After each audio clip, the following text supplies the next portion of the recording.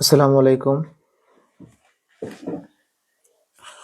আশা করছি সকলেই মহান আল্লাহ তাআলার অশেষ রহমতে অনেক অনেক ভালো আছেন এবং সুস্থ আছেন। আলহামদুলিল্লাহ আমিও ভালো আছি। আজকে আমরা প্রাথমিক বিদ্যালয় প্রধান শিক্ষক নিয়োগ পরীক্ষায় বিগত সালে পাটিগণিত থেকে যে প্রশ্নগুলো আসছে এবং গুরুত্বপূর্ণ কিছু প্রশ্ন সমাধান করব। তো আমার সাথে এই মুহূর্তে যারা যুক্ত আছেন জানাবেন কথা লেখাটা ক্লিয়ার কিনা। যদি কথা লেখা ক্লিয়ার থাকে আমি ইনশাআল্লাহ শুরু করে দিব। আর সবাইকে রিকোয়েস্ট করব ক্লাসটি শেয়ার করে দেওয়ার জন্য। যারা যুক্ত আছেন জানাবেন কথা লেখাটা ক্লিয়ার কিনা। যারা যুক্ত আছি জানাবো কথা লেখা ক্লিয়ার কিনা।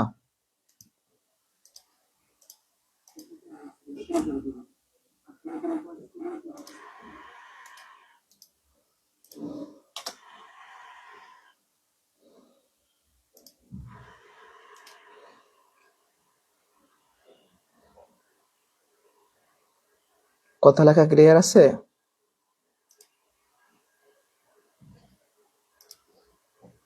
শুরু করব?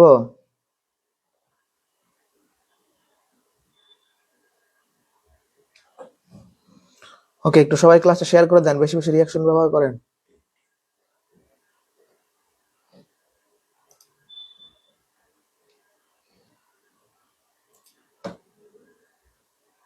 আজকে খুব গুরুত্বপূর্ণ কোশ্চেন করাবো। শুরুতে আপনাদের থেকে অ্যান্সার নিব, তারপর আমি সমাধান করাবো, ঠিক আছে?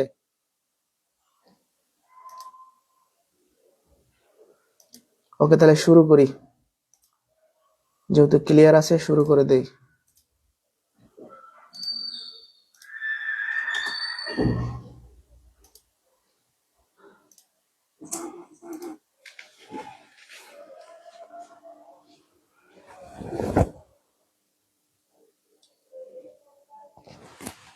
আচ্ছা, খেয়াল করেন। তো আমরা শুরুতেই একটা দশমিকের অঙ্ক দেখব। দেখা যাচ্ছে?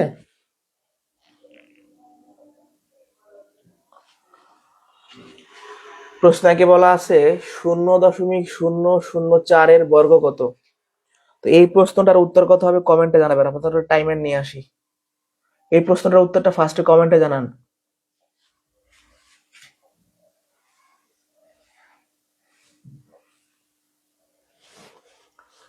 প্রশ্নটার উত্তর কমেন্টে জানান। সময় হলো মাত্র 15 সেকেন্ড। এই 15 সেকেন্ড সময়ের মধ্যে এই প্রশ্নটার উত্তর কত হবে কমেন্টে জানাবেন। বলছে কি 0.004 এর বর্গ। কি বলছে? 0.004 এর বর্গ কত হবে? এগুলো অনেকবার আপনাদের করাইছি। তো এটা আসছে প্রাথমিক প্রধান শিক্ষক নিয়োগ 2012। আপনাদের সময় শেষ, সময় অতিক্রম হয়ে গেছে।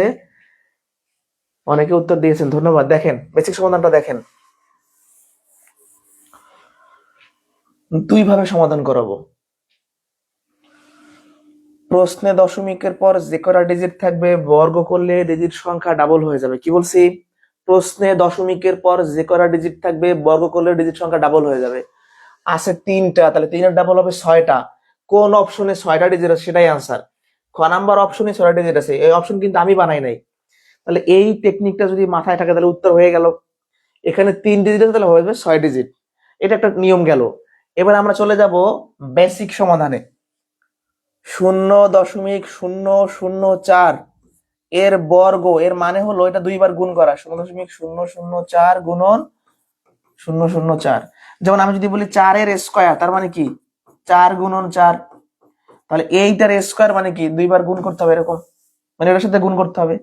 তো এটা তো দশমিকের গুণ। দশমিকের গুণ করার নিয়ম কি? দশমিক বাদে সবগুলা সংখ্যা গুণ করতে হয়। দশমিক বাদ দিলে এখানে থাকে 4, এখানে থাকে 4, 4 গুণ করলে কত হয়? 16। প্রশ্নে দশমিকের পর যে কটা ডিজিট থাকবে ডিজিট সংখ্যা, উত্তরও সেই কটা হবে। এখানে আছে 3 ডিজিট, এখানে আছে 3 ডিজিট, তাহলে 6 ঘর আগে দশমিক হবে। 1 ঘর, 2 ঘর, 3 ঘর, 4 ঘর, 5 ঘর, 6 ঘর, দশমিক। এই ঘরগুলো শূন্য দ্বারা পূরণ করে দিবেন। উত্তর হচ্ছে ক নাম্বার অপশন। মানে জাস্ট দশমিক সংখ্যার বর্গ মানে দশমিকের গুণ করলে হচ্ছে। এই সংখ্যাটার বর্গ মানে এই সংখ্যার সাথে এই সংখ্যা গুণ করে দিবেন। এই যে গুণ করে দিলাম। দশমিকের গুণটা আবারও বলছি, দশমিক বাদে সবগুলা সংখ্যা গুণ করতে হয়। দশমিক বাদে এখানে থাকে 4, এখানে থাকে 4, 4 4 16। এখানে 3 ডিজিট, এখানে 3 ডিজিট, 6 ডিজিট, তাহলে 6 ঘর আগে দশমিক বসাই দিবেন, যে ঘর ফাঁকা থাকবে শূন্য বসাই দিবেন। এই 1 নাম্বার প্রশ্নটা ডান কিনা বলেন তো, 1 নাম্বার ডান কিনা? 1 নাম্বার ডান হইলে আমি সামনে যাব। 1 নাম্বার বুঝতে পারছি কিনা? প্রশ্ন 1 কি বুঝতে পারছি আমরা সবাই? সামনে যাব?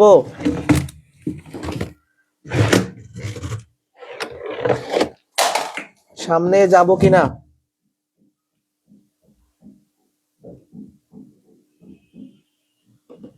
ওকে, আশা করি বুঝতে পারছি। একটু রেসপন্স করতে হবে।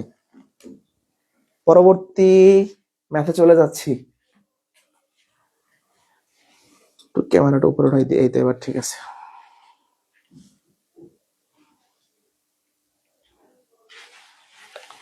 পরবর্তী কোশ্চেন,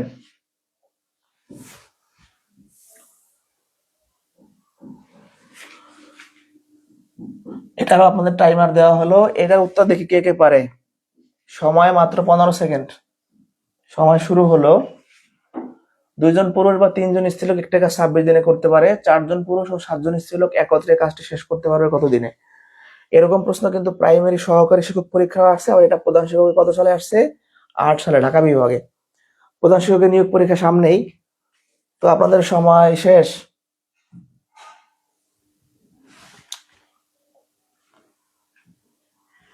অফ।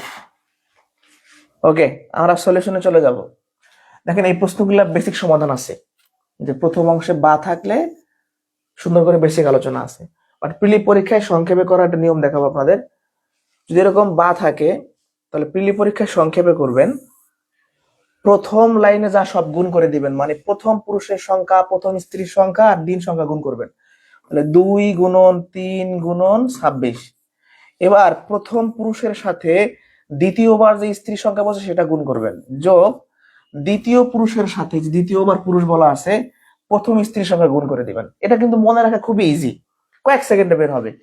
পুরুষের সংখ্যা, প্রথম স্ত্রীর সংখ্যা, দিন সংখ্যা গুণ হবে, মানে প্রথম লাইনে যা সব উপরে গুণ।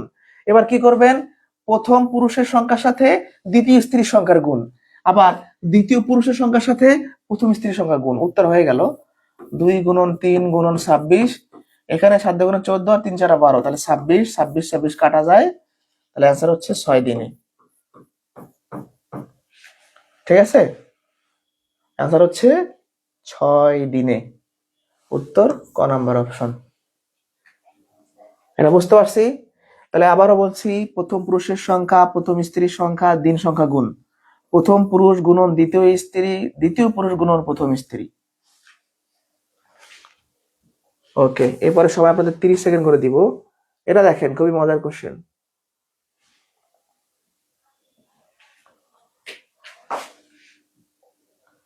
এই প্রশ্নটার উত্তরটা আমি টাইমারটা সেট করে দিচ্ছি। আগে প্রশ্নটা পড়ি, তারপর টাইমার সেট হবে। একটি কাজ ক একা 6 দিনে এবং খ একা 12 দিনে শেষ করলে ক ও খ একত্রে কত দিনে শেষ করতে পারবে? এটাও প্রধান শিক্ষক নিয়োগ পরীক্ষা আসছে। তো আমরা একদম এটার জন্য 30 সেকেন্ড সময় দেবো আপনাদের। সময় শুরু, 30 সেকেন্ডের মধ্যে অ্যান্সার করবেন। 30 সেকেন্ড, 30 সেকেন্ডের মধ্যে উত্তর করবেন। 30 সেকেন্ড, দ্রুত। এটার অ্যান্সারটা কত হবে?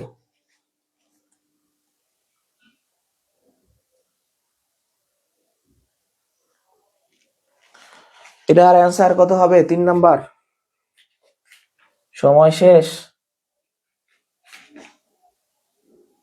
ওকে, দেখেন, এই প্রশ্নগুলো কিন্তু শুধু যে প্রাইমারিতে আসে তা না, এগুলো নিবন্ধনে আসে, বিসিএস এ আসে, এছাড়াও বিভিন্ন চাকরি পরীক্ষা দেয়। তো বেসিক সমাধানও আছে, টেকনিক্যাল সমাধানও আছে। আমরা টেকনিক্যাল করে বেসিকও দেখাবো। একটি কাজ ক একা 6 দিনে এবং খ একা 12 দিনে শেষ করলে ক ও খ একত্রে কাজটা কত দিনে শেষ করতে পারবে? তাহলে দুজনের আলাদা কাজকে একত্রে করতে বলছে। একত্রে করতে বললে খুব সহজে করা যায়। নিয়মটা হলো বড় সময় গুণন ছোট সময়, আর একত্রে বললে যোগ হবে বড় সময় যোগ ছোট সময়। ঠিক আছে, তাহলে প্রশ্নে দুইটা সময় আছে, একটা হলো 6 দিন, একটা হলো 12 দিন। তাহলে বড় হলো 12, 12 গুণন 6, 12 যোগ 6, আপনার উত্তর হয়ে গেছে। বেসিক সমাধান কিন্তু দেখাবো এটা আমি এখনই। 12 গুণন 6, এখানে হচ্ছে 18। 6 দিয়ে 18 কে ভাগ করলে 3, 3 দিয়ে 12 কে ভাগ করলে 4। অ্যান্সার হচ্ছে 4 দিনে। একত্রে বলছে তাই এখানে যোগ হয়েছে, আর যদি বলতো একত্রে কাজ দিয়ে একজনের কাজ বের করতে বলতো তাহলে এখানে বিয়োগ হতো। এটা তো বেসিক সমাধান আমরা দেখাবো এখনই, টেকনিক্যাল সমাধানটা গেল। ওকে, এবার বেসিক সমাধানে চলে আসি। একটা কাজ ক একা 6 দিনে পারে, খ একা 12 দিনে পারলে ক খ একত্রে কয় দিনে পারবে? দেখেন, একটা কাজ ক 6 দিনে পারে মানে কাজটা সম্পূর্ণ অংশ পারে। সম্পূর্ণ মানে এক অংশ। ধরুন একটা রাস্তা যদি আমরা নেই, রাস্তা বললাম এই রাস্তাটা ক 6 দিনে পারে, তার মানে এই রাস্তাটা সম্পূর্ণ করতে পারে 6 দিনে। তো গণিতে কোনো কিছু সম্পূর্ণ মানে এক অংশ, তাহলে সেক্ষেত্রে আমরা লিখতে পারি ক একা 6 দিনে করে এক অংশ। এক অংশ মানে কিন্তু সম্পূর্ণ কাজ করে। তাহলে ক একা একদিনে করবে কত? 6 দিনে যদি সম্পূর্ণ কাজ করতে পারে, একদিনে পারবে 6/1 মানে কম পারবে, তাই ভাগ, কম হইলে ভাগ হয়। মানে ক এর আমরা একদিনের কাজ বের করে ফেলছি, ঠিক আছে। এবার আসি আবার, এটা কিন্তু রিটার্ন সমাধান। খ একা 12 দিনে করে সম্পূর্ণ কাজ মানে এক অংশ। এই এক অংশটা আসলে কি? এক অংশ মানে সম্পূর্ণ কাজ। তাহলে খ একা একদিনে করে 12/1 তাহলে দেখেন, ক এর একদিনের কাজ বের করছি, খ এর একদিনের কাজ বের করছি। বলতে পারেন যে ভাই কেন বের করছেন? কারণ ক আর খ এর শক্তি এক না, কাজের করার হিসাবটা সেম না, তাই আমরা চাইলে 6 আর 12 যোগ করে দিতে পারি না, সমান করে নিতে হয়। মানে একদিনের কাজ, 1 ঘন্টার কাজ, 1 মিনিটের কাজ বের করতে হয়। আমরা ক এর 1 মিনিটের কাজ, একদিনের কাজ বের করছি, খ এর একদিনের কাজ বের করছি।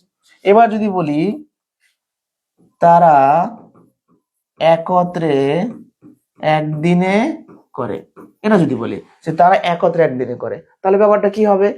এর একদিনের কাজ যোগ হবে, 1/6 যোগ 1/12, তাহলে এখানে হচ্ছে 12 লসাগু হবে। 3 ভাগ হচ্ছে 12, তারপর 3 দিয়ে 12 কে ভাগ করলে 4, 1/4, 1/4। তার মানে তারা দুজন একত্রে একদিনে করতে পারে 4/1 কাজ। তাহলে আমরা বলতে পারি তারা 4-এর 1 অংশ করে একদিনে। তাহলে সম্পূর্ণ কাজ মানে এক অংশ করবে 4 দিনে। অনেকে বলবেন যে ভাই 4 দিন আবার কেমনে আসলো? প্রথমবার ভগ্নাংশ ভাগ হয়, তো এই ভগ্নাংশটা 1-এর নিচে ভাগ হলে 4 দিন হবে। আরো একটা বেসিক জিনিস দেখেন, এগুলো একটু বেসিক মনে রাখা লাগে। 4/1 পারে 1 দিনে, মানে একটা কাজ 4টা ভাগ করলাম আমি, এই 4টা ভাগের 1 ভাগ আপনি একদিনে পারেন, তাহলে এই ভাগ একদিনে পারবেন, এই ভাগ একদিনে পারবেন, এই ভাগ একদিনে পারবেন, মোট 4 দিনে পারবেন। হ্যাঁ, 4-এর 1 ভাগ করে একদিনে, সম্পূর্ণ করবে 4 দিনে। এই, তাহলে এটা হলো বেসিক সমাধান ভাই। বেসিক জানাটা খুবই জরুরি, বেসিকের কোনো বিকল্প নাই। আমি আরেকবার রিপিট করি, ক একা 6 দিনে করে এক অংশ, একদিনে করে 6/1। খ একা 12 দিনে করে এক অংশ, একদিনে করে 12/1। তাহলে এবার যদি একত্রে একদিনে কাজ করে, তাহলে এর একদিনের কাজ আর এর একদিনের কাজ যোগ করলাম, তাহলে তারা একত্রে একদিনে করে 4/1 কাজ। যেহেতু দিন বের করবো, লাইন লেখার সময় দিনটা শেষে হবে। তারা 4/1 করে একদিনে, সম্পূর্ণ করবে 4 দিনে। আশা করি বুঝতে পারছেন, না বুঝলে রেকর্ড দেখে নেবেন, ক্লাস রেকর্ড থাকবে। এই দেখেন 9 বড় অঙ্ক, এটা হচ্ছে বড় অঙ্ক। এটা টাইমার দিয়ে দেখ, চেষ্টা করেন।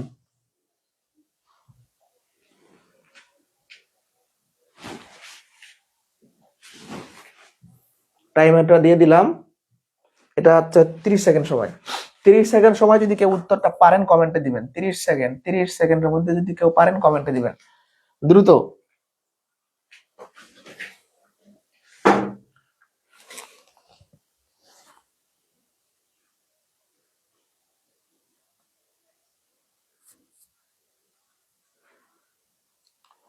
একজন প্রশ্ন করছেন একদিনে কেন করি? কারণ একদিনে না করলে সমান হয় না, আমরা দিন সংখ্যা সমান বানাই। মানে কারো তো কাজের কর্মদক্ষতা বলেন, শক্তি বলেন, কাজ করার সময় বলেন এক না, তাহলে এক না হলে তো যোগ করা যায় না, সদৃশ পদ না হলে যোগ করা যায় না। তাহলে আমরা যখন একদিনের বের করি তখন সদৃশ পদটা থাকে। যাই হোক, সময় শেষ, চলেন বিসমিল্লাহ বলে শুরু করি। খুবই গুরুত্বপূর্ণ কোশ্চেন। এরকম প্রশ্ন কিন্তু তিতাস গ্যাসের পরীক্ষা আসে, মানে নন ক্যাডারের বিভিন্ন পরীক্ষা তো আসে, নবম গ্রেডের পরীক্ষা, দশম গ্রেডের পরীক্ষা আসে, প্রাইমারি তো আসছে। যাই হোক, এটা সহকারী শিক্ষকে আসছে, প্রধান শিক্ষক আসছে। এটা প্রশ্নটা ভালো করে পড়ি। একটি চৌবাচ্চা 3টি নল দিয়ে যথাক্রমে 10, 12, 15 ঘন্টায় পূর্ণ হতে পারে। 3টি নল একসঙ্গে খুলে দিলে চৌবাচ্চাটার অর্ধেক পূর্ণ হতে কত সময় লাগবে? তো ফার্স্টে বেসিক সমাধানটা দেখাবো, ওই বেসিকটাকে ছোট করে শর্টকাট পরে বানায় ফেলবো। আগে বেসিক সমাধানটা দেখবো। একটা চৌবাচ্চা বা ট্যাঙ্কি বলতে পারেন। এখানে একটা নল আছে, এখানে একটা নল আছে, এখানে আর একটা নল আছে মনে করেন। তাহলে 3টা নল দিয়ে যথাক্রমে 10, 12, 15 ঘন্টায় পূর্ণ করতে পারে। মানে এইটা 10 ঘন্টায় পূর্ণ করতে পারে, এই নল 12 ঘন্টায় পূর্ণ করতে পারে, এই নল 15 ঘন্টায় পূর্ণ করতে পারে। তাহলে নল দুটো যদি আমরা একসঙ্গে খুলে দিই, চৌবাচ্চাটা অর্ধেক পূর্ণ হতে কত সময় লাগবে? তা আমরা বেসিক সমাধানটা দেখি, হ্যাঁ, সুন্দর করে। তাহলে বলতে পারি প্রথম নল 10 ঘন্টায় সম্পূর্ণ চৌবাচ্চা পূর্ণ করতে পারে। সম্পূর্ণ মানে এক অংশ। আপনার মোট সম্পত্তি মানে এক অংশ, আপনার মোট টাকা পয়সা মানে এক অংশ। ঠিক আছে, কোনো কিছু সম্পূর্ণ মানে গণিতের সেটা এক অংশ হয়। প্রথম নল 10 ঘন্টায় পূর্ণ করে এক অংশ। তাহলে প্রথম নল 1 ঘন্টায় পূর্ণ করবে, কম হলে ভাগ হয়। এটা আরেকটা সেন্সও চিন্তা করা যায়, যে আমি একটা নল যদি 10 ঘন্টায় সম্পূর্ণ পূর্ণ করে 1 ঘন্টা সে 10 ভাগের 1 ভাগ করবে। এই থিঙ্কিংটা আপনি করতে পারেন চাইলে। এটা গেল। তারপরে দ্বিতীয় নল, মানে আমরা সবাই সবগুলার নলের 1 ঘন্টা করে হিসাব বের করতেছি। দ্বিতীয় নল 12 ঘন্টায়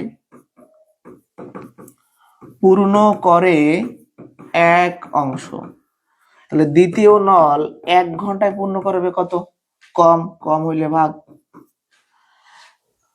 আবার তৃতীয় নল, এবার বা সর্বশেষ তৃতীয় নল কয় ঘন্টায়? 15 ঘন্টায়। 15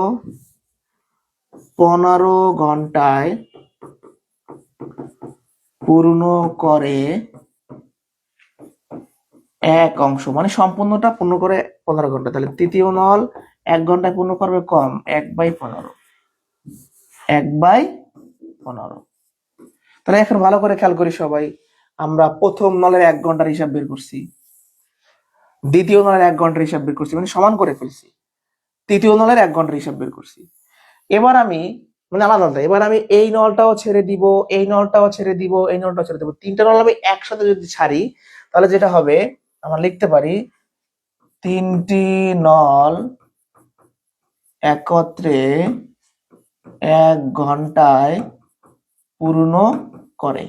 তাহলে এর 1 ঘন্টায় পানি পূর্ণ করার যে অংশ, এর সবগুলো আমরা যোগ করে দিব। তাহলে প্রথম নল 10 ভাগের 1 ভাগ পূর্ণ করে, দ্বিতীয় নল 12 ভাগের 1 ভাগ পূর্ণ করে, তৃতীয় নল 15 ভাগের 1 ভাগ পূর্ণ করে। লসাগু কত হচ্ছে? 60, 6, 5, 4, 60, 15, 15 ভাগ করলে হচ্ছে 4, 1/4 অংশ। তাহলে আমরা বুঝে গেছি 3টা নল যদি আমরা একত্রে ছেড়ে দেই, তাহলে 1 ঘন্টা সময়ে 4 ভাগের 1 ভাগ পূর্ণ করতে পারবে। তাহলে আমরা লিখতে পারি 4-এর 1 অংশ পূর্ণ হয় 1 ঘন্টায়। তাহলে সম্পূর্ণ অংশ পূর্ণ হবে 4 ঘন্টায়। মানে কেন? প্রথমবার ভগ্নাংশ ভাগ হয়, তাহলে ভাগ হইলে ব্যাপারটা যেটা হয় যে এই নিচের ভগ্নাংশটা উল্টে যায়, তাহলে উল্টাইলে 4 ঘন্টা থাকে। এখন খেয়াল করেন, অনেকে ভুলে এটা 4 ঘন্টা দাগাই দিবে, অনেকে ভুল এটা 4 ঘন্টা দাগাই দিবে, এটা দ্রুত করে 4 ঘন্টা দাগাই দিবে, কারণ এই অর্ধেক তারা খেয়াল করবে না। দেখেন, আমার যদি বলতো চৌবাচ্চাটা সম্পূর্ণ পূর্ণ হতে কত সময় লাগে, তাহলে উত্তর 4 ঘন্টা হইতো। আমাকে বলছে অর্ধেক, অর্ধেক মানে হাফ, অতএব হাফ। তাহলে প্রথমবার ভগ্নাংশ ভাগ হয়, দ্বিতীয়বার ভগ্নাংশ গুণ হয়, এটা মনে রাখবেন, হাফটা গুণ হবে। এখন এই বোকামিটা করাও ঠিক না। কেন ঠিক না বলেন তো? আরে ভাই, একটা চৌবাচ্চার সম্পূর্ণ যদি পূর্ণ হয় 4 ঘন্টায়, অর্ধেক পূর্ণ হবে 2 ঘন্টায়। এটা তো মুখে মুখে বের করা যায়, খাতা কলমে করার কিছু নেই। তাহলে উত্তর কিন্তু আসলে এটা হবে, এটা হবে না। আমি সুন্দর করে আরেকবার বুঝাই দিই, মনোযোগ দিতে হবে। প্রথম নল 1 ঘন্টা কতটুকু পূর্ণ করে, দ্বিতীয় নল 1 ঘন্টা কতটুকু পূর্ণ করে, তৃতীয় নল 1 ঘন্টা কতটুকু পূর্ণ করে বের করবেন। নল ও চৌবাচ্চা এবং কাজ ও সময়, এই প্রশ্নগুলোতে আপনাকে একের হিসাব করতে হবে, সেটা 1 দিন হোক, 1 ঘন্টা হোক বা 1 মিনিট হোক। তো আমরা 3টা নল যখন ছেড়ে দিব, তাহলে 3টা নলের এই যে 1 ঘন্টার যে কাজ, এটা যোগ করতে হবে। তাহলে 3টা নল 1 ঘন্টায় পূর্ণ করতে পারে 4/1 ভাগ। তাহলে 4/1 ভাগ পূর্ণ করে 1 ঘন্টায়, সম্পূর্ণ পূর্ণ করবে 4 ঘন্টায়, অর্ধেক পূর্ণ করবে 2 ঘন্টায়। তাহলে অ্যান্সার হচ্ছে ক নাম্বার অপশন। এটা গেল। আপনাদের কমেন্ট আমি দেখি যে কোনো কমেন্ট আছে কিনা। আচ্ছা, এবার দেখেন, অনেকে বলবেন যে ভাই এত সময় তো পরীক্ষা হলে নাই, কিভাবে করব? এদিকে তাকান, দেখেন কত সংক্ষেপে করে ফেলবো। আপনি যখন রিটার্ন নিয়মটা একবার বুঝবেন, এই রিটার্ন থেকেই শর্টকাট চলে আসবে। রিটার্ন নিয়ম বোঝার পরে আপনি দেখেন কয় সেকেন্ডে করে ফেলি। প্রশ্নের সময়গুলো লিখবেন, প্রতিটা সময়ের উপর 1 দিবেন, মানে 1 ঘন্টা কাজ বের করবেন, ভগ্নাংশ বানাইবেন, যোগ করে দিবেন। তাহলে যোগ করলে কত হয়? 60, 6, 5, 4। তাহলে উপর হয় 15, নিচে হয় হচ্ছে 60। কাটাকাটি করলে 1/4। তাহলে কি বলছি? প্রশ্নের সংখ্যাগুলা ভগ্নাংশ বানাইয়ে যোগ করে দিবেন, এই যোগফলটা উল্টাই দিলে উত্তরটা পাই যাবেন। তাহলে এটা 4-এর 1 করে, মানে আমরা বলতে পারি 4/1 পূর্ণ হয় 1 ঘন্টায়, সম্পূর্ণ পূর্ণ হবে 4 ঘন্টায়। তাহলে সম্পূর্ণ যদি 4 ঘন্টায় পূর্ণ হয়, অর্ধেক পূর্ণ হবে এই যে 4-এর যদি আমরা অর্ধেক করি 2 ঘন্টায়। তা আমার কয় সেকেন্ড সময় লাগছে? যারা এই টেকনিকটা বোঝেন না, আর একবার বুঝাই। মানে খেয়াল করেন, যদি এরকম প্রশ্ন থাকে, আপনি জাস্ট আগে প্রশ্নের সংখ্যা লিখবেন। তাহলে কি হয়? এই সংখ্যাগুলো আমরা 1 দিব কেন উপরে? 1 ঘন্টার কাজ, এর 1 ঘন্টার কাজ, এর 1 ঘন্টার কাজ, এর 1 ঘন্টার কাজ। এবার যোগ করা মানে একত্রে। তাহলে এখানে চলে আসবে হচ্ছে আপনার, উপরে আসবে 15, নিচে আসবে 60, 1/4। এটা কি বেরোইছে? এটা হচ্ছে 3টা নলের একত্রে পূর্ণ হওয়া যে অংশটা, 4-এর 1 অংশ। তাহলে 4-এর 1 অংশ পূর্ণ হয় 1 ঘন্টা বৈশা, সম্পূর্ণ অংশ পূর্ণ হবে 4 ঘন্টা বৈশা, অর্ধেক অংশ পূর্ণ হবে 2 ঘন্টা বৈশা। তাহলে আমার এইটুকু থাকবে, আমি তো এমসিকিউ পরীক্ষা বাংলা লিখবো না। হয়ে গেল। ওকে, আমাদের নতুন ব্যাচ আবার হচ্ছে বেসিক ম্যাথের ফেব্রুয়ারিতে শুরু হবে ইনশাল্লাহ। আমাদের বর্তমান ব্যাচ চলতেছে, আবার নতুন ব্যাচে যারা ভর্তি হবেন তারা চলমান ব্যাচও ক্লাস করতে পারেন। এটা নতুন ব্যাচ, মানে অনেকেই আবার চাচ্ছে যে নতুন করে শুরু করি। আর আমাদের ব্যাচে ভর্তি হলে এই শীটটা দেওয়া হয় কুরিয়ার করে। বাংলাদেশে এত কমে কোথাও কোর্স করতে পারবেন না গণিতের। 80 থেকে 85টা ক্লাস হয়, এই বইটা হচ্ছে আমরা কুরিয়ার করে পাঠাই। তো বিস্তারিত জানতে, আমাদের কোর্সের বিষয়ে বিস্তারিত জানতে পেজে একটা মেসেজ করে রাখতে পারেন, বা এই নাম্বারে হোয়াটসঅ্যাপে মেসেজ দিবেন। এই নাম্বারে হোয়াটসঅ্যাপে মেসেজ দিলেই জানতে পারবেন। বর্তমান যে ব্যাচ, এই ব্যাচে বই সহ ফি মাত্র 50 টাকা, কুরিয়ার মাত্র 550 টাকা কুরিয়ার চার্জ সহ, মানে লাইভ ক্লাস, বই এবং হচ্ছে কুরিয়ার চার্জ মিলে 550 টাকা। যদি আমরা সামনে সিদ্ধান্ত নিয়ে কোর্স ফি ইনশাল্লাহ বাড়াই দিব, কারণ কোর্স ফি কম নিলে সেটা গুরুত্ব কম থাকে। ওকে, যে কোর্সের বিষয়ে বিস্তারিত জানতে এই নাম্বার হোয়াটসঅ্যাপে নক দিবেন। 6 মাস বা 5 মাস আমাদের সাথে ক্লাস করে যদি গণিত না শিখতে পারেন, আপনার টাকা আপনি ফেরত নিয়ে যাবেন, কোনো সমস্যা নেই। ওকে, তাহলে এই নাম্বারে হোয়াটসঅ্যাপে নক দিলে বিস্তারিত জানতে পারবেন, বা পেজে মেসেজ দিলেও হয়, হোয়াটসঅ্যাপে না দিলেও সমস্যা নেই, পেজে দিলেও হয়। ঠিক আছে? ওকে, এটা আসি। এই প্রশ্নটা অনেক বেশি গুরুত্বপূর্ণ। কেন গুরুত্বপূর্ণ দেখেন, ঘুরে ফিরে অনেকগুলো চাকরি পরীক্ষা আসছে।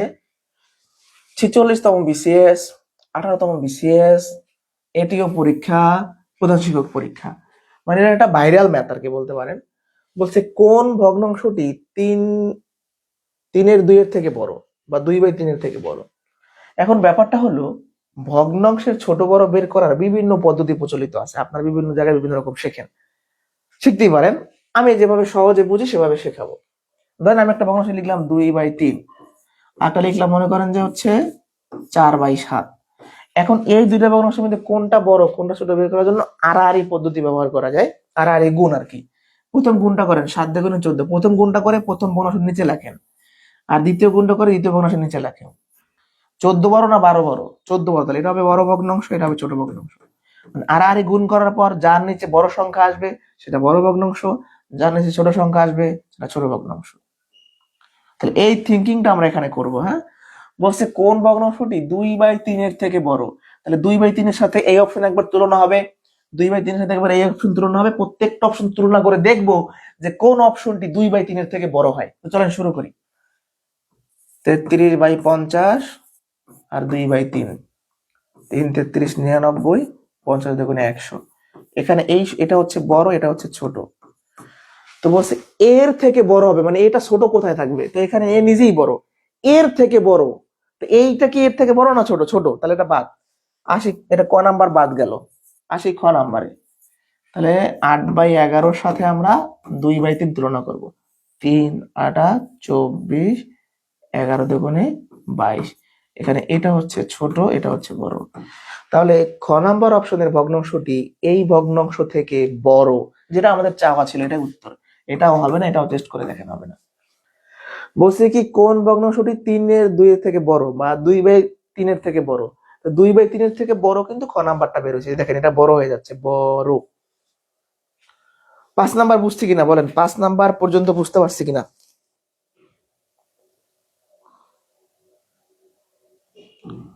5 নাম্বার পর্যন্ত বুঝতে পারছি কিনা? একটু সবাই ক্লাসটা শেয়ার করে দেন। মানে আপনারা তো এই ক্লাস শেয়ার করতে চান না, যদি টেকনিক মেকনিক বলতাম তাহলে ক্লাস শেয়ার করতেন।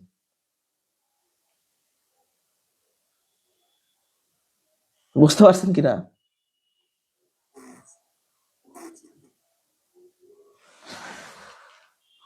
ওকে, নেক্সট ম্যাথে চলে যাব। এটা একটা গুরুত্বপূর্ণ কোশ্চেন, আনকমন ম্যাথ।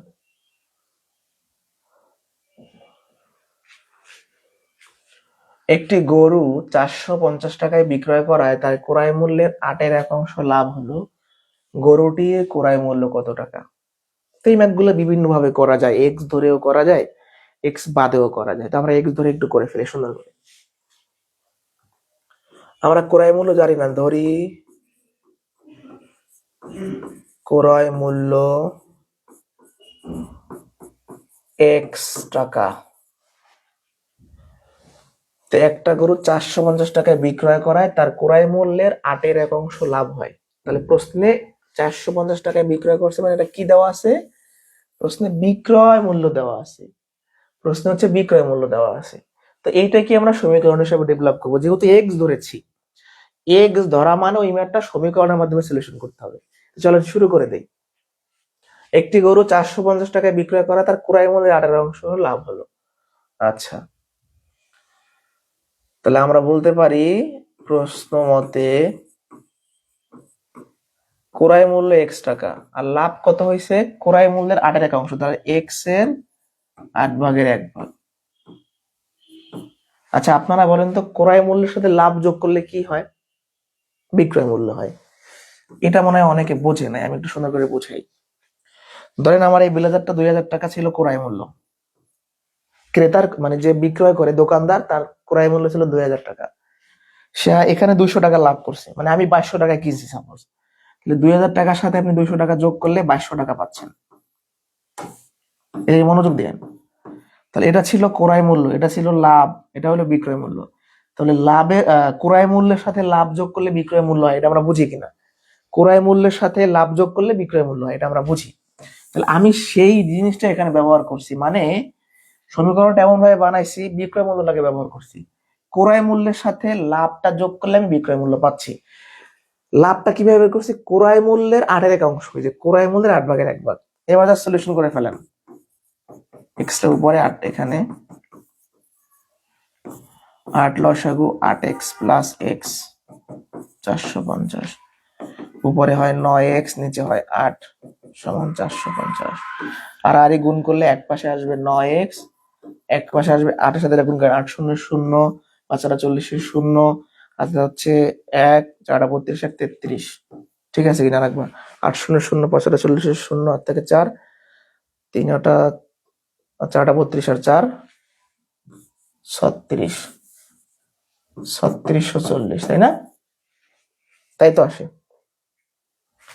অতএব এক্স এর মানটা কত হবে? 9। কত হচ্ছে? 440, 400 টাকা, সরি 5 9। আচ্ছা, হিসাবটা একবার করি, আমরা ভাগটা একবার করি। 3300, সরি 3600 না, 3640 ভাগ 9, হিসাব ঠিক আছে কিনা? 8x, হ্যাঁ ঠিক আছে। এবার নরমালি ভাগ করে ফেলি, তো পেছনের কিছু নাই।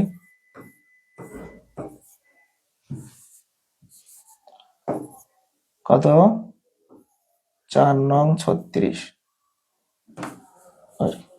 কিলো 36 থাকে 40, 40 মধ্যে কয়বার যায়? 4 নং 36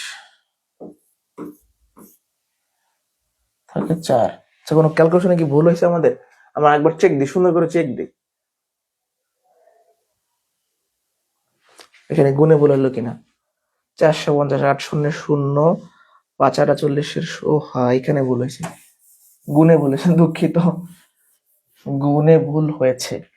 এই যে 8 শূন্য 0, 5 8 40, 0 থাকে 4, 4 8 32, এইবার সুন্দর করে মিলে যাবে। তাই তো বলি যে ভাগ মিলতেছে না, তার মানে ম্যাথে এবার ঠিক আছে। 400 টাকা ঘ। আর আরে গুণে ভুল ছিল, আর আরে গুণ মানে এভাবে করে গুণ করবেন। তাহলে এই ম্যাথটা কিন্তু একটু গুরুত্বপূর্ণ কোশ্চেন। এটা কিন্তু আপনার এক্স না ধরেও করতে পারেন, এটা হচ্ছে এক্স না ধরেও করা যাবে। এক্স না ধরে কিভাবে করা যাবে? যে একটি গরু 450 টাকায় বিক্রয় করা, তার ক্রয় মূল্যের 8 লাভ হয়েছে, এই ভগ্নাংশটা ব্যবহার করে আপনি এক্স না ধরে করতে পারেন। তবে এক্স ধরে করাটাই সুবিধা, মানে আমরা যত সমীকরণ সাজাইতে পারবো তত বেশি ভালো ম্যাথ পারবো। যারা বুঝি নাই, ক্রয় মূল্য x টাকা, এটা লাভ, ক্রয় মূল্যের সাথে লাভ যোগ করলে বিক্রয় মূল্য হয়, এবারে সেগুলো যোগ বিয়োগ করে দিবেন, অ্যান্সারটা চলে আসবে। এটা বুঝছি কিনা? 6 নাম্বার বুঝলে আমি সামনে যাব।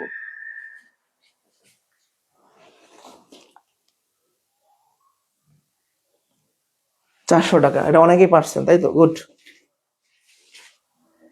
এবার চলে যাব পরবর্তী কোশ্চেন।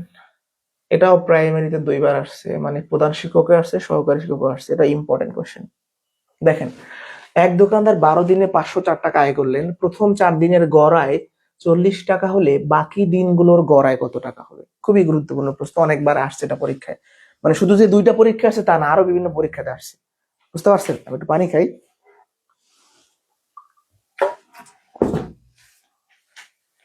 খেয়াল করি, তাহলে 12 দিনে 504 টাকা আয় করলেন, প্রথম 4 দিনের গড় আয় 40 টাকা হলে বাকি দিনগুলোর গড় কত? তাহলে আমি আসলে প্রথম 4 দিনের মোট আয়টা বের করতে চাচ্ছি। তাহলে বলতে পারি প্রথম 4 দিনের মোট আয়, বলছে প্রথম 4 দিনের গড় আয় 40 টাকা, মানে দিনে আমি 40 টাকা ইনকাম করি, তাহলে 4 দিনে 4 4 16, 160 টাকা ইনকাম করবে, এইটুকু বুঝছেন? এবার প্রথম 4 দিনের মোট আয় 160 টাকা, আর 12 দিনের মোট আয় 504 টাকা। তাহলে বাকি দিন বলতে কয়দিন বোঝাচ্ছে? 12 থেকে 4 দিন হিসাব বাদ দেন, 8। তাহলে আমি বলতে পারি 8 দিনের মোট আয়, 2 জানের অঙ্ক এগুলো। তাহলে 12 দিনের ইনকাম থেকে প্রথম 4 দিন যদি বাদ দেন তাইলে কিন্তু চলে আসে 344, তাই না? এই দেখেন, আবারও বলছি, প্রথম 4 দিনের ইনকামটা আমরা আগে বের করছি 160 টাকা, এটুকু বুঝছেন? এই যে গড়কে রাশির সংখ্যা দ্বারা গুণ করতে হয়।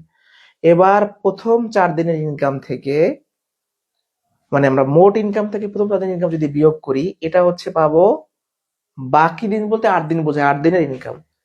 অতএব নির্ণেয় গড় কি হবে? 8 দিনের গড় বের করার জন্য 8 দিনের মোট ইনকামকে 8 দ্বারা ভাগ করতে হবে, তাই না? 8 দিনের মোট ইনকাম মানে 8 দিনের ইনকামের সমষ্টিকে 8 দ্বারা ভাগ করতে হবে, তাইলে আমরা পেয়ে যাব। তাহলে কত হচ্ছে? 4 8 32, থাকে হচ্ছে 2 43 টাকা।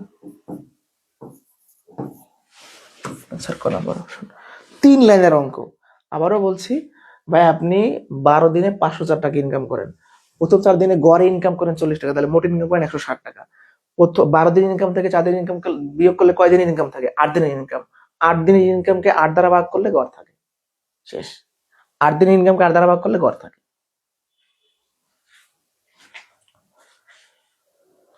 ক্লিয়ার? বুঝতে পারছি? এটা বুঝছে কিনা? আমাদের আরো ম্যাথ বাকি আছে কিছু। এটা দেখেন কতবার আসছে পরীক্ষায়।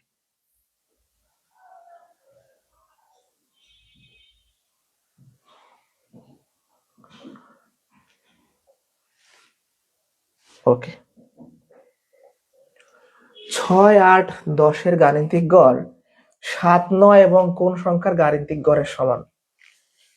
দেখেন, বিসিএস এ আসছে 19 সালে প্রাইমারিতে আসছে, নিবন্ধনেও আসছে, কলেজ পর্যায়ে আবার প্রধান শিক্ষক আসছে। মানে এটা একটা ভাইরাল ম্যাথ বা খুবই গুরুত্বপূর্ণ প্রশ্ন। কিভাবে করব আমরা?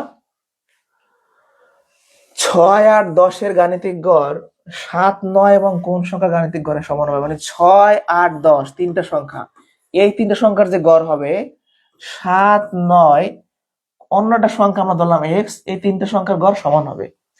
মানে 6, 8, 10 যে গড়, 7, 9 আর কোন সংখ্যা মিলাইয়া যদি গড় বের করি তাহলে গড় সমান হবে, এটা বের করতে বলছি। তো এই কোন সংখ্যাটাকে আমরা এক্স ধরলাম, তাহলে এই তিনটা সংখ্যার গড় আর এই তিনটা সংখ্যার গড় সমান হবে। এই দুইটা সংখ্যার গড় কিভাবে বের করবেন? তিনটা সংখ্যা যোগ করে 3 দ্বারা ভাগ, আবার এই তিনটা সংখ্যা যোগ করে 3 দ্বারা ভাগ। এই গড় আর এই গড় সমান, তাই মাঝখানে সমান চিহ্ন। 3, 3 দুই পাশ থেকে কেটে দেন, তাহলে এখানে কত হয়? 24, এখানে হয় 16 প্লাস এক্স, 24 মাইনাস 16,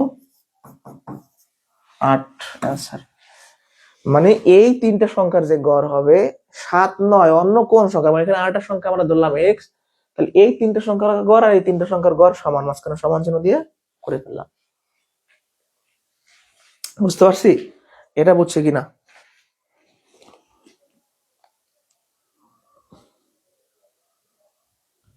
এগুলো তো প্রশ্ন সলভ। একজন বলছেন এলোমেলো ম্যাথ করাচ্ছে কিনা, এগুলো তো প্রশ্ন সলভ।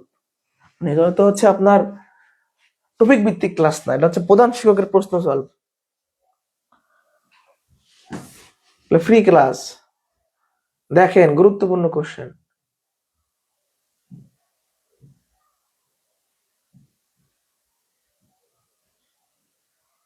ওকে, এটা দেখি সবাই, এটা দেখা যাচ্ছে? পিতা পুত্রের অঙ্ক অনেকবার পরীক্ষা এগুলো আসছে, আমি অনেকবার সেই 2020 সাল থেকে একই ম্যাথের ভিডিও অনেকবার দিছি, আবার আজকে করাচ্ছি। টাইমারটা কেটে দেই, হ্যাঁ, বড় বড় কোশ্চেন টাইমার দিয়ে আসলে করাইতে গেলে তারা বুঝতে পারবে না। যাই হোক, থাকুক। পিতা পুত্রের বয়সের সমষ্টি 74 বছর এবং তাদের বয়সের অনুপাত 10 বছর পূর্বে ছিল 7:2। 10 বছর পরে তাদের বয়সের অনুপাত কত হবে? খুবই গুরুত্বপূর্ণ অঙ্ক। দেখেন, পিতা পুত্রের বয়সের সমষ্টি 74 বছর, এটা কবে? বর্তমানে। কিছু বলা নাই মানে বর্তমানে, মানে পিতা পুত্রের বয়সের সমষ্টি 74 বছর, এটা কিছু বলা নাই মানে বর্তমানে, এটা বুঝে নিতে হবে। তাদের বয়সের অনুপাত 10 বছর পর 7:2 হবে, তাহলে এই অনুপাতটা কিন্তু 10 বছর পরে, তাহলে 10 বছর, মানে সরি 10 বছর পূর্বে, দুঃখিত, মানে তাদের বয়সের অনুপাত 10 বছর পূর্বে ছিল 7:2, তাহলে 10 বছর পূর্বের অনুপাত দেওয়া আছে। 10 বছর পরে তাদের বয়সের অনুপাত কত হবে সেটা চাইছে আপনার কাছে। তো আমরা বয়স ধরে নিব, তাই না? বয়স ধরে নিব, দুইভাবে ধরা যাইতে পারে। এই সমষ্টি থেকেও ধরতে পারেন অথবা অনুপাত থেকে ধরতে পারেন। আমি অনুপাত থেকে ধরে ফেলি। ধরি 10 বছর পূর্বে পুত্রের, পিতার প্রথম অনুপাত দেওয়া আছে, পিতার বয়স 7x, মানে এই অনুপাতটা অনুযায়ী আমি বয়স ধরবো। অনুপাতটা হচ্ছে 10 বছর পূর্বের, তাই আমি অনুপাত অনুযায়ী যে বয়স ধরবো সেটা 10 বছর পূর্বেরই হবে। তাহলে পিতার অনুপাতটা 7, পিতার ধরলাম 7x। 10 বছর পূর্বে পুত্রের বয়স, পুত্রের অনুপাত 10, 2, তাহলে পুত্রের অনুপাতটা অনুযায়ী ধরলে হবে 2x। এটা গেল, এটা হলো 10 বছর পূর্বে। এবার আমি বর্তমানে আসব, কারণ যেহেতু বর্তমানের সমষ্টি দেওয়া আছে, বর্তমানে পিতার বয়স, এটা খুবই ইন্টারেস্টিং। দেখেন, আমি যদি বলি যে 10 বছর পূর্বে আমার বয়স 16 ছিল, এটা যদি বলি, তাহলে বর্তমানে কত? 16 আর 10 26, তাই না? তাহলে সেম কথা, 10 বছর আগে আপনার বাবার বয়স যদি 7x হয়, বর্তমানে 10 বছর বাড়ছে কিনা, পুত্রের বয়স 10 বছর বাড়ছে কিনা। মানে কনসেপ্টটা হলো এরকম যে পূর্বে থেকে বা অতীত থেকে বর্তমানে আসতে হইলে বাড়ে বা যোগ করে আসতে হয়। আমি যদি বলি আমার বাবার বয়স 10 বছর আগে 55 ছিল, তার মানে এখন হবে 55 প্লাস 10 65। এটা বুঝি কিনা আমরা? তাহলে পিতার বয়স 7x ছিল 10 বছর আগে, তাহলে বর্তমানে হবে 7x প্লাস 10, পুত্রের হবে 2x প্লাস 10। এইটুকু ক্লিয়ার। এবার আমরা বলতে পারি প্রশ্ন মতে বলছে বর্তমানে পিতা পুত্রের বয়সের সমষ্টি 74 বছর। বর্তমান না বলা থাকলে বুঝে নিতে হবে 74 বছর বর্তমান, কারণ এখানে কিছু না বলা মানে বর্তমানেরটাই আর কি। তাহলে বর্তমানে পিতার বয়স আর পুত্রের বয়স যদি আমরা যোগ করি কত পাবো? 74 পাবো। তাহলে পিতা কত? 7x+10। পুত্র কত? 2x+10 সমান 74।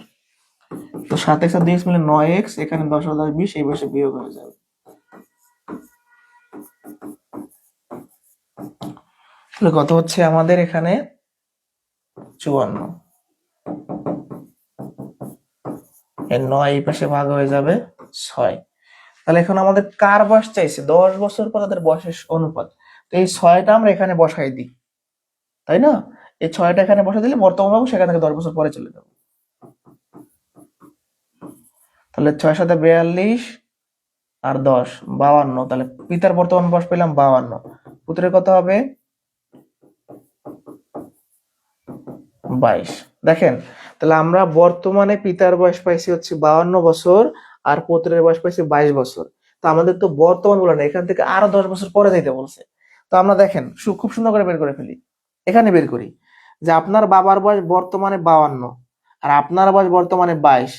তাহলে এখন এই বর্তমান থেকে যদি আরো 10 বছর সামনে যেতে চান, ফিউচারে যান, তাহলে যোগ হবে। তাহলে 10 বছর পরে আপনার বাবারও 10 বছর বাড়বে, আপনারও 10 বছর বাড়বে। তাহলে এখানে কত হচ্ছে? 62:32। কাটাকাটি করতে পারেন। এখানে যদি আমরা কাটাকাটি করি তাহলে কত হয়? 2 দিয়ে ভাগ করে ফেলি। 31 এটা হচ্ছে আপনার 16। এটা 16 হবে। হ্যাঁ, এখানে একটু টাইপিং মিস্টেক আছে। বরাবর হচ্ছে আনসার 31:16। তো এটা আমি আরেকবার সুন্দর করে বোঝাবো, খুবই সুন্দর করে বোঝাবো, টেনশনের কোনো কারণ নেই। মানে এখানে 3টা ধাপ। পূর্বেরটা ধরছি, বর্তমানে আসছি, ফিউচারে গেছি। এই 3টা ধাপ ফলো করতে হবে। পূর্বের বয়স ধরছি, বর্তমানে আসছি, বর্তমানের শর্তে মান বসাই এক্স এর মানটা বের করছি। এক্স এর মানটা এখানে বসাইলে বর্তমানে পিতার বয়স 52, পুত্রের বয়স হচ্ছে 22। এখন এই বর্তমান বয়সের অনুপাত চাই নাই, 10 বছর পরে চাইছে, ফিউচারে। তাহলে 10 বছর পরে বাবারও 10 বছর বাড়বে, পুত্রেরও 10 বছর বাড়বে। 62:32 হবে। এটাকে কাটাকাটি করলে 31:16। এটা টাইপিং মিস্টেক আছে। হ্যাঁ, আচ্ছা, শেষ।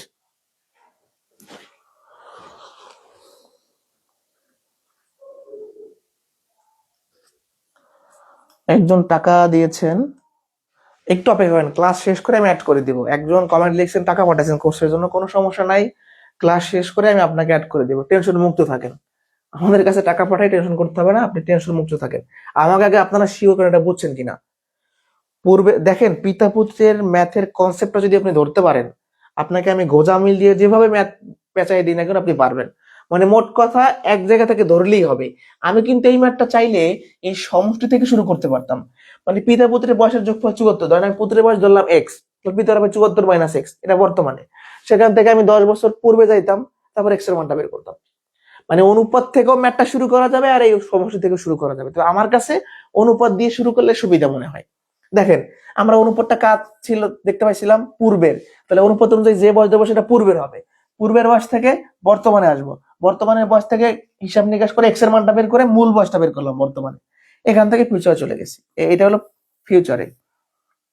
এটা বুঝছি কিনা একটু কমেন্টে বলেন।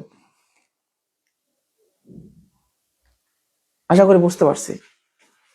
এসব ম্যাথে তো লাইভ ক্লাস নিলে স্টুডেন্ট কম থাকবে, টেকনিক নিলে আবার বেশি দেখায়। দেখেন, এটাও কিন্তু অনেক পরীক্ষা আসছে। প্রতি বছর কোন শহরের লোক সংখ্যার 7% জন্মগ্রহণ করে, 3% মারা যায়। 1 বছরে শহরে 400 জন লোক বৃদ্ধি পেলে ওই শহরের মোট লোক সংখ্যা কত? অনেকবার পরীক্ষা আসছে। দেখেন, এই ধরনের শতকরার প্রশ্ন যেমন এটা আছে, তারপর হচ্ছে আপনার মিস্টার রেজা তার সম্পদের এত পার্সেন্ট, স্ত্রীকে এত পার্সেন্ট, পুত্রকে দিলেন, মেয়েকে দিলে এত টাকা, মেয়ের টাকাটা দেওয়া আছে, মোট সম্পত্তির পরিমাণটা চাই। অর্থাৎ আমার পাশ ফেলের অঙ্কে মোট শিক্ষার্থী সংখ্যা চাই। তো আমি যেটা বলতে চাচ্ছি, এই ম্যাথটা আসলে কিভাবে করব? ধরেন আমি ম্যাথে কিছু জানি না, পারি না, কিভাবে করব? ফার্স্টে খেয়াল করবেন আউটপুট হিসেবে কি চাইছে। মোট লোক সংখ্যা কত। তার মানে প্রশ্নে লোক সংখ্যা চাইছে, এটা আমরা শিওর। তা আপনি দেখবেন লোক সংখ্যা কোথাও আছে কিনা, এই ম্যাথের ভিতরে আছে কিনা। দেখতে পাচ্ছি এখানে আছে পার্সেন্টেজ, এটা আছে পার্সেন্টেজ। এইখানে হলো লোক সংখ্যা আছে, এখানে পার্সেন্টেজ দেওয়া আছে কিন্তু লোক নেই, এটা লোক সংখ্যা দেওয়া আছে। তার মানে আমি বের করব লোক সংখ্যা, আমি খুঁজবো লোক সংখ্যা কোথায় আছে, গুলো বের করার চেষ্টা করব। এই 400 জনের পরিচয়টা কি, বৃদ্ধিপ্রাপ্ত লোক। তাহলে প্রশ্নে যেহেতু বৃদ্ধির সংখ্যা দেওয়া আছে, আমি বৃদ্ধির পার্সেন্টেজটা বের করব। অর্থাৎ জনসংখ্যা বৃদ্ধি পায়, দেখেন 7% জন্মগ্রহণ করে, আবার 3% মারা যায়, তাহলে থাকে 4%। জনসংখ্যা বৃদ্ধির হার 4%, বা জনসংখ্যা বৃদ্ধির পরিমাণটা 4%, এই কথার মানে প্রতি 100 জনে 4 জন বৃদ্ধি পায়। আমরা লিখতে পারি 4 জন বৃদ্ধি পেলে মোট লোক 100, তাই না? 4% বৃদ্ধি পাওয়া মানে 100-তে 4 জন বৃদ্ধি পায়, তাহলে 1 জন বৃদ্ধি পেলে মোট লোক 100/4। অতএব 400 জন বৃদ্ধি পেলে মোট লোক কত লাগে সেটাই আমরা বের করবো। 4 দিয়ে 400-কে ভাগ করলে 100, 100 গুণ করলে 4টা শূন্য দিয়ে দেন, 10,000। এটাই হচ্ছে আনসার। মানে ধরেন বইতে এরকম লেখা থাকে, কিন্তু আমরা এভাবে কেন সাজাইলাম, তার জবাবটা কি, মানে কেন হইল, তার জবাব হচ্ছে আমি বের করব লোক সংখ্যা, প্রশ্নের লোক সংখ্যা দেওয়া আছে বৃদ্ধির, মানে ঐকিক নিয়মে যেহেতু করবো কম্পেয়ার করতে হবে। 4% বৃদ্ধি মানে 4 জন বৃদ্ধি পায় 100 জনের মধ্যে, তাহলে আমি আসলে টেস্ট করে দেখবো যে 400 জন বৃদ্ধি পাইতে হলে মোট লোক কত লাগে। 10,000 লাগে, অ্যান্সার 10,000। বুঝতে পারছি, বুঝতে পারছি কিনা?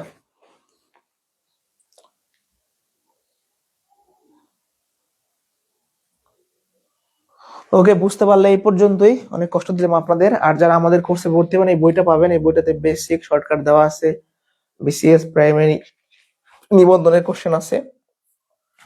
আমাদের কোর্সে ভর্তির জন্য এই নাম্বারে হোয়াটসঅ্যাপে মেসেজ করবেন। ভর্তির নিয়মটা খুব সোজা, আমি বলেই দিই।